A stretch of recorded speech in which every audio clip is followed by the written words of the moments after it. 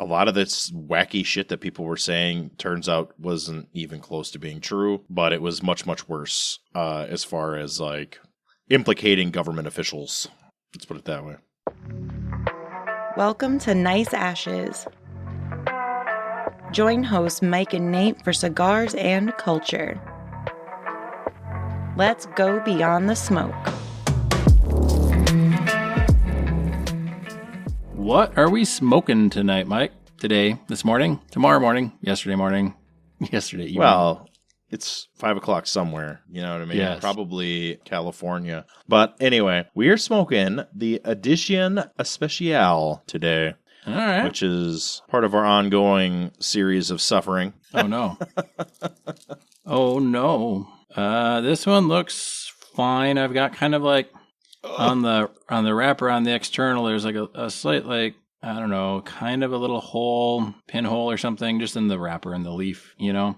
And on the label, one of the corners is kind of bent down, which can happen. It looks like they maybe just didn't put any glue there to hold it in. But definitely one that looks its price point, I would say. This is extremely rough. Mine is very rough, and little flakes of wrapper are coming off of it as I took it out of the package. The cap has a delightful taste.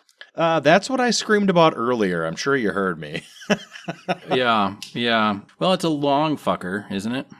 It's going to be long and hopefully less painful than it looks and tastes so far.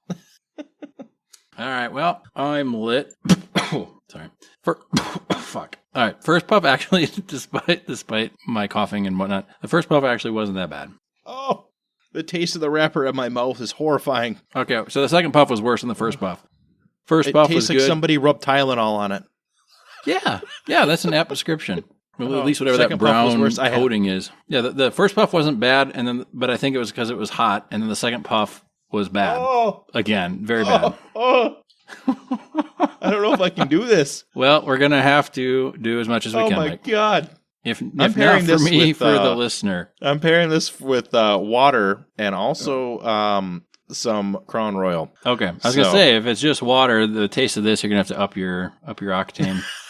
I'm glad that I picked some Crown Royal up. I am pairing mine. I saw a new beer on the shelves, and so it's a Founders Mortal Bloom Hazy IPA. They are the ones that do the All Day IPA and the Centennial IPA. They usually sell these in 15 packs at your local liquor watering hole. Yes.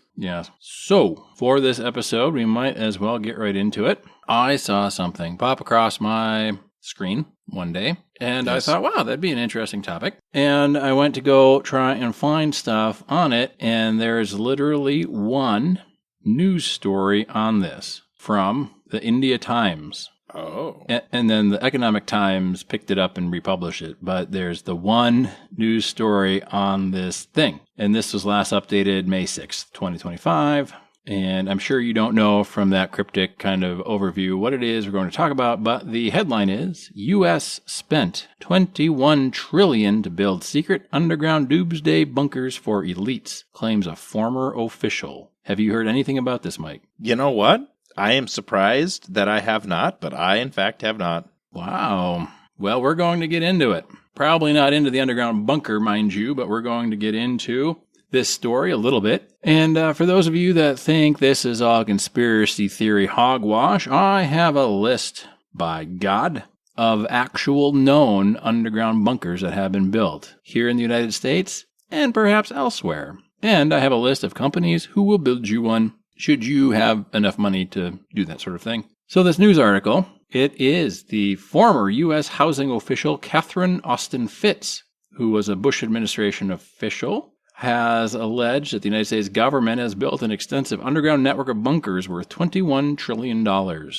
They were constructed between 1998 and 2015 with unauthorized spending, according to a report. So this was, she was the Secretary of Housing and Urban Development from 1989 until 1990 under President George H.W. Bush. And she made these claims on Tucker Carlson's podcast. And she says that the hidden funds were funneled into construction of around 170 underground bases across the United States.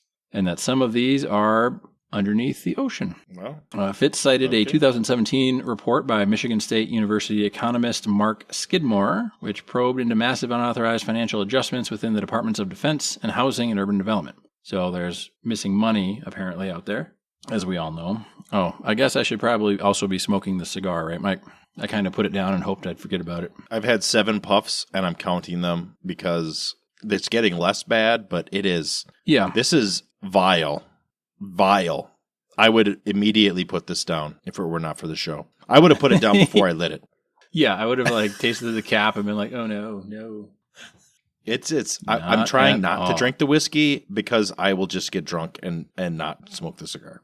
Yeah. Yes. All right. So there are Cold War era bunkers such as Colorado Cheyenne Mountain Complex or West Virginia's Greenbrier Bunker are well known. Fitz allegations imply a much more complex and clandestine system created in recent decades. This article says there has been no evidence presented to substantiate her claims. So she's just going on and saying that. She's an investment banker by profession and has been famous for advancing controversial theories such as those regarding COVID-19 vaccinations and international mind control conspiracies. So I guess Those you can two things aren't exactly the same thing. No, and they're not necessarily because you believe one crazy thing doesn't mean some other completely also crazy thing isn't happening. I mean, you can believe a crazy thing and have some other crazy thing happen. Right. Like the COVID thing is starting to come out now. So yeah. A lot of this wacky shit that people were saying turns out wasn't even close to being true, but it was much, much worse as far as like implicating government officials. Let's put it that way. Yeah, it was what was promised was not what was delivered, or the safety that was promised just wasn't there. No, and there's allegations now that it might have came out of a lab from North Carolina under direct government supervision. Sure. Which is, another lab leak theory that isn't necessarily... The covering of it up is the problem, more than anything else. Yeah. I mean, we're beyond it now, and we've had other instances of this sort of thing happen with a lot of, top secret things or things that were conspiracy theories that have later turned out to be covert operations by the United States government. So it's not out of the realm of possibility. And I don't know what their timeline is for declassifying a lot of these things. Apparently for the Epstein client list, never, but other things they'll put out right away. So maybe they just weren't ready for people to know about these bunkers yet, and that's why there's only one reported article about it. Right. It's possible. It's also possible that it's nonsense, but it's also possible it's nonsense. It's also possible that it's just in the grand scheme of things, it's not really that interesting. I mean, that could be too. Other news outlets looked at it and like, well, we don't necessarily have any proof, but I don't know that we can run with it. Right. Well, I mean, like Cheyenne Mountain's an active base, so they are in Cheyenne Mountain. Well, yeah, and we're gonna talk about some of these that we actually know about, and then we can make up our minds, or the listener, you can make up your mind on what you believe. If you believe that they're still building these for the rich elite, or if they're not, if we're done building them, you could even say that all the ones here we're going to go through that they're all conspiracy theories and don't exist. But some of them we can actually go tour. So that's where we are with that. So there's a lot of conspiracy theories and rumors about underground bunkers built for wealthy people in the United States. Some of them are very clearly exaggerated or fictional, but some of them are very, very real. And they've been developed and they're accessible usually only to the wealthy. I was looking at the website for one of them. They start around... What do they start around? They start around 1.5 mil for like a half floor, for a half floor one. Sure. Which isn't that crazy in the grand It's not really that crazy. If you want a full floor unit, it's $3 million. They also have survival condo penthouse, state-of-the-art and luxury, and a custom high-security luxury and multi-use bunker complex, which don't have prices. So, but we'll get into that. This is the Atlas Missile Silo Survival Condo, survivalcondo.com, with, of course, a big eagle on it and a wreath, olive branch wreath or something. I don't know. Some bullshit, whatever it is. But anyway, the first one we know about is the Survival Condo Project, and this one's in Kansas. It's a former Atlas missile silo in Kansas. It's a luxury survival bunker that's been built into a decommissioned missile silo, and it features a private movie theater, swimming pool, gym, aquaponic farm, armory, and private apartments with full security systems. So it sounds like a pretty nice Airbnb. Don't know what the cleaning fee on that is, though. Units, for the price of this one, there's not really a price, but units have been reportedly sold for millions of dollars. And the purpose that it was built for was to house the ultra-wealthy in case of a global catastrophe, such as a nuclear war or a pandemic. I don't know. Are we allowed to say pandemic still? I don't remember, Mike. I think it's okay now. We're in the clear. Sure. Okay. Thank goodness. All right. The next one is the Greenbrier Bunker, and that's in West Virginia. It's underneath the Greenbrier Resort. It's a secret government facility built during the Cold War to house Congress in case of a nuclear attack. Have you heard of this bunker, Mike? In passing, I think I heard it because of September 11th. People were evacuated there. Sure. But I don't know anything about it other than just, in passing. Yes, it has since been decommissioned. It was exposed in 1992, and now it's open for tours. Interesting. Well, it's not necessarily for the rich specifically. It adds credibility to the existence of hidden underground infrastructure in the United States. So if this one was built during the Cold War, who knows how many others might have been built during that same time or since that time that haven't come to light yet. Can I talk about the cigar again? Oh, I wish you would. Yeah, it's not getting better. This is I haven't had any of my whiskey yet. Yeah, it's time to start. This is like the worst cigar I've ever had. We're gonna smoke as much of this as we can. If this is a short episode, we don't often abandon cigars in the middle of an episode. But if we have to, we have to. So that's definitely an option. It's not good. I mean, it's consistently bad. So consistently bad. This is worse than the worst cigarette I've ever had. And I've had some pretty shitty cigarettes. Yeah, I guess that's an interesting question. Would I rather smoke a cigarette than this? I'd probably rather just smoke nothing at all because I don't like cigarettes, but I'd rather smoke nothing. Like if you said you have to either smoke this or a cigarette, I'd be like, nah, I'm okay. I won't be smoking anything today. In the either or, a Marlboro tastes better than this, and Marlboros taste like shit. Yeah. Pall Malls are absolute trash, and they're better than this. Yeah, this one is not delightful. But you know which one was? Was that Cuban Delights. That one was good. That was one that punched above its weight. Yes. Well, this is all out of the same bundle. Sure. As you know. How much did this one cost, Mike? Was this, did they pay us for this one? Or? They were $1 on sale. I think you got swindled, Mike. You got swindled. Yes. Who even makes these? Do we know? I have no idea. Whoever makes them needs to be punished, though. Yeah, they sell them on Thompson Cigar. Don't smoke this. Yeah, let's see. I guess there's a band called the Edicion Especial. All right, Holt Cigar has them. Is this it? Is this the same one? Mike, say your catchphrase. Oh, what's my catchphrase? Go bowling. Google the show. Fuck. Yeah. Wikipedia the show. Yeah. Google the show. So what's pulling up is a La Aroma de Cuba Edicion Especial, but that's not what this is. This is something worse. Was this so bad they banned it from the internet? Maybe. They don't have a manufacturer on the label. Let's put it that way. No, we should know better. We should know better. I'm not. You know what? I'm not finding this cigar anywhere. Oh my god! It is the nasty. Where did you say you bought this one from, Mike? Thompson Cigar. Thompson Cigar. All right. Well, good Lord, this thing is not good.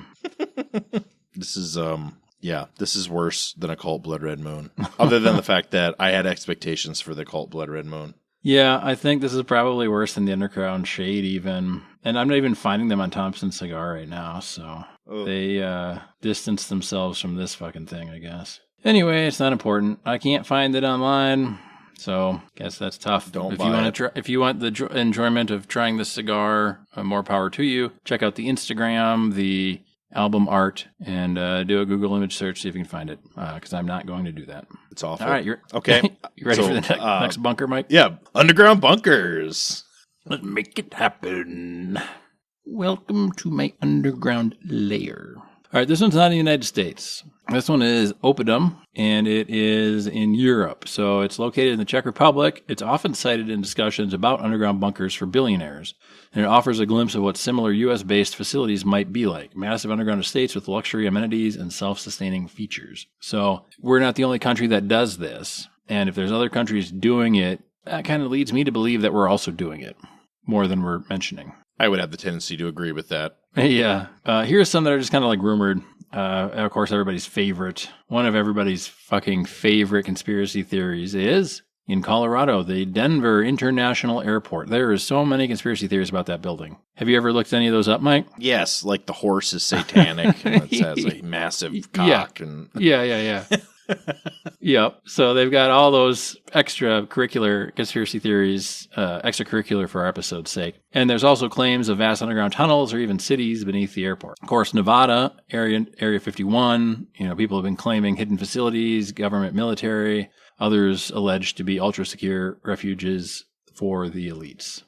These ones are mostly speculative. There's no really verified details. But supported by the fact that the U.S. military and government do operate large underground complexes like the Cheyenne Mountain Complex is another one. And then there's also the Vivos Group bunkers. So it's a company that offers shared or private bunkers, survival bunkers across the United States, marketed to wealthy clients. Some of theirs are retrofitted Cold War bunkers, and others are new constructions. They offer high-end accommodations and long-term survivability.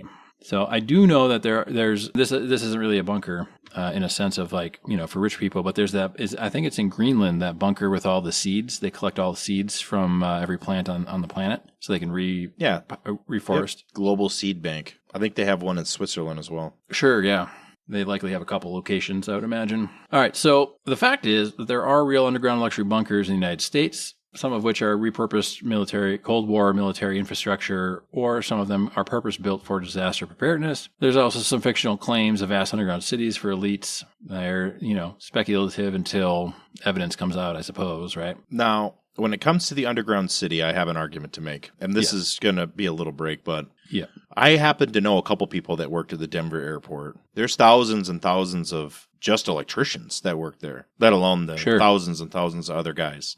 So if you're going to build an underground city, you would need a massive support staff to maintain it, let alone the even bigger percentage of people to build it.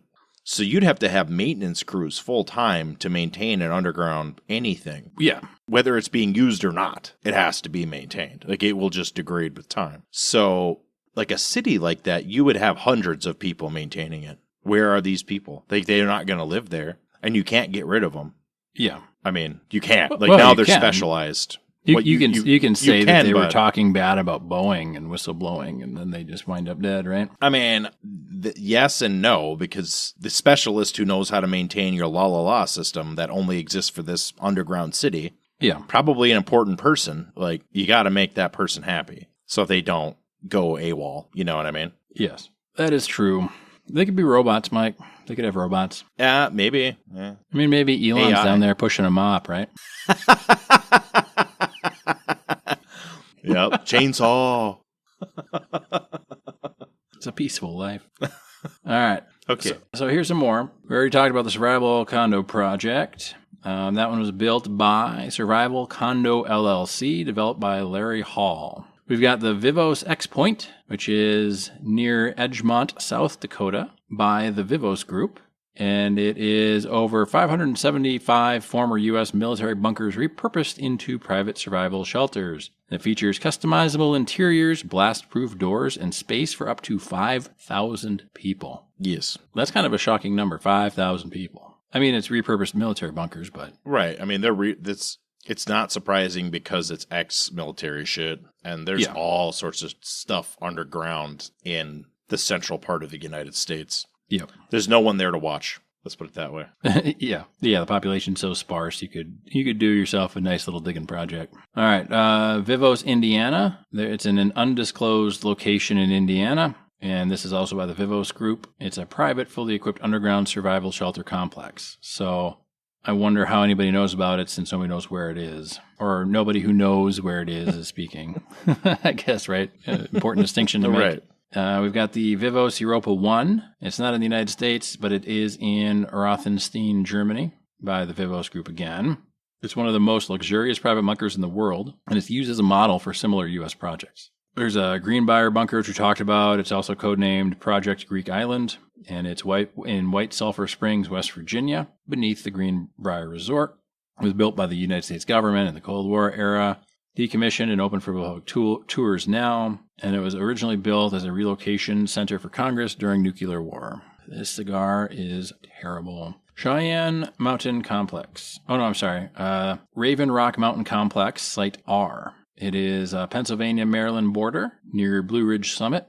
It was built by the United States Department of Defense, and it's not for civilians, but it's often cited in discussions of underground facilities, and it is a backup Pentagon facility. So I guess, not all of these are necessarily escapes for the wealthy elite, but, redundancies for our governmental system. But they all show what we're capable of building underground, I suppose. So what the government is capable of doing, for sure. Yeah. The government has a lot of money. Yeah. That being said, do I think Elon Musk and Jeff Bezos have underground bunkers? Fuck yeah, they do. I would. Well, of course they do. I would be shocked if Bill Gates didn't have it. Yeah. I'll bet you they have rocket ships in their backyard ready to launch into space, oh no, something too terrible is happening. We're just going to go up in space and wait it out. Possibly. I think Bill Gates' house is on a mountain, and he owns a mountain, so it wouldn't be surprising if he had a big-ass bunker inside of the mountain that he already owns. Yeah, him and Diddy and Epstein. Well, there's no saying where Ghislaine is. Yeah. Okay. We've got the Cheyenne Mountain Complex in Colorado Springs, Colorado. It was built by the United States military and NORAD. Military Command Center hardened against nuclear attacks. It's still active with limited access. Is that the one? Is that the one they use in Stargate SG-1? Yes, it is. That's what I was going to say. Yep. Also, the base for SG-1. Yep. There we go. The Stargate program. Yeah, the Stargate program, because there's more than one Stargate team. But yes. Okay, but we're getting sidetracked here. Let me this thing's burning unevenly, and I would like to blame it on the cigar, which it kind of is because it's terrible, and I'm not enjoying smoking it, but my fault for not smoking it as much as I should be. Well, I'm smoking it more than anyone should be, my God. I think you're probably smoking it more than me, because I'm letting it very cool burn. I don't know why, man. Let's get through this shit, and then we're going to talk a little bit about what we'd want in an underground bunker after I get through this list, and then we can wrap it, because this cigar is nasty. There is a bunker near Las Vegas called the Underground House. It was built by Jerry Henderson, a 1970s entrepreneur. It's privately owned and used as a luxury underground home. It has a swimming pool, artificial lawn, murals of outdoor scenes. I want to say I saw a movie or something where they were in an underground bunker like that, where it was very 1950s retro paintings, murals on the wall and there's actually a little house built in there, an AstroTurf. Can't remember what it was. Doesn't matter. We can look it up later. And then we did talk about the Oppidum in the Czech Republic, and that was private developers. It's an underground estate for billionaires, and it's not in the United States, but it's relevant for understanding the global market for elite bunkers.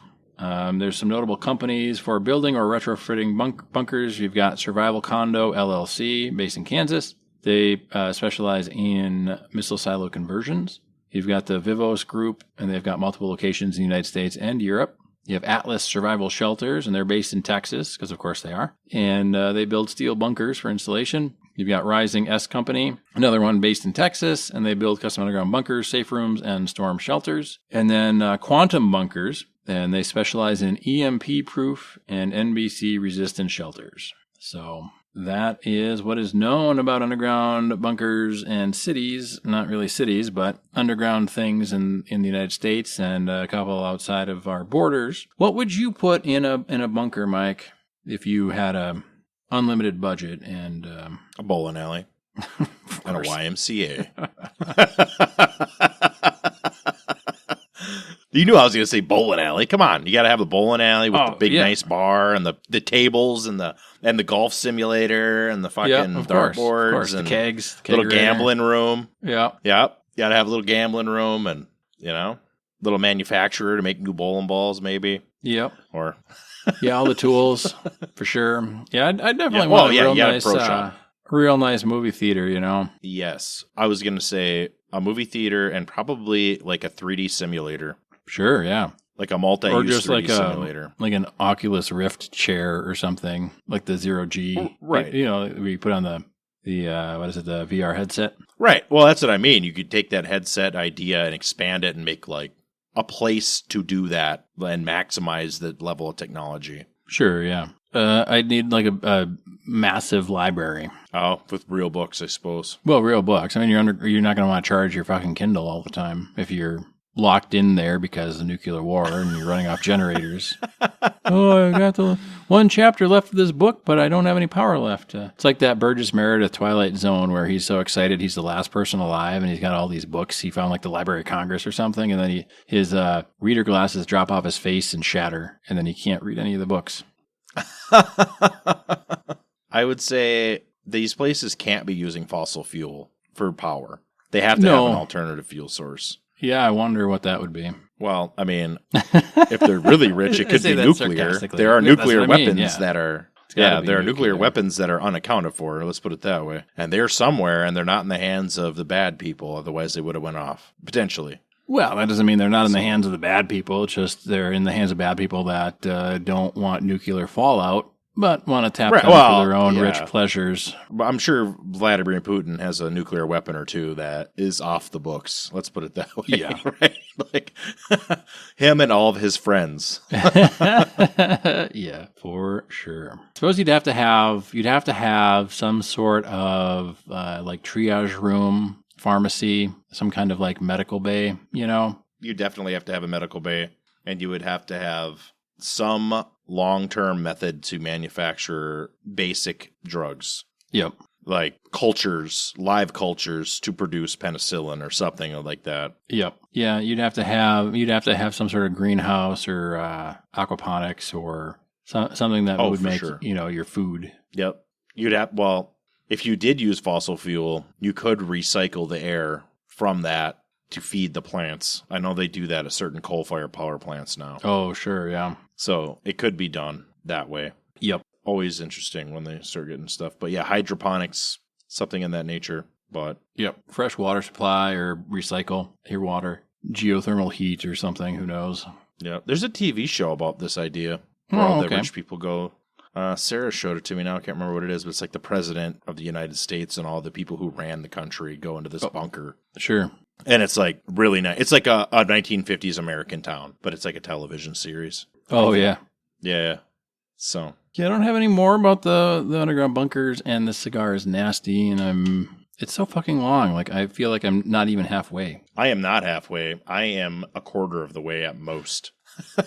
Well, I'm further than you, but I'm not looking forward to any more of this one. This one is... it's horrible. The whiskey makes it worse, too. Just the whiskey makes it worse. The whiskey makes it worse. Like that acetone, like that real like nasty medicinal acetone. Yeah, plays with like the top note of the whiskey because I'm drinking Crown Royal on ice, and it's mixing with that top note and making it like sour. Okay, gross. Yeah. It's the sweet note is not covering that like horrifying like medicinal. I don't even know how else to describe it. Yeah. I feel like this one is one that might be too far gone that even like a tequila cigar wouldn't be good. No, this has like that acrid, acid, like bad. It tastes bad. Yeah, it's not good. This is all around not a good cigar. Very gross. All right. Do we have anything more for the episode? No. Are you fine calling it? I mean, we were just going to like BS about, underground bunkers or who, you could do like who you'd want to have down there with you or if you'd invite anybody or I'm surprised neither of us said we'd want a cigar humidor in our underground bunker. I mean, you're in an underground bunker. Smoking shit probably isn't wise. Well, you could have it vented outside. You could have one room you go in and close the door and it vents it outside. That's true. Well, and if you had hydroponics, you could grow your own tobacco and possibly roll your own cigars, Yeah. You'd have to do something for like the sunlight or how to dry them, big oven or something, bake them. I don't know what you do. I've never made a cigar. You would have to have simulators, like the light walls that people get for... Sure. seasonal disorder, Yep. you'd have to have a ton of those, like a ton, everywhere, because people would lose their fucking minds for sure. Oh, yeah. No doubt. Yep. 100%. The guys who work in the missile silos hate it. Yeah. 100% hate it. I believe it. But All right. Well, I don't know any more about the underground bunkers, unfortunately. But fortunately for everybody, the topic was short and the cigar was nasty. So it ended up working out. Do not smoke this cigar. But do follow us on Instagram, give us a like, a review, check out our Patreon and our website. And as always, thanks for listening. be safe, have fun.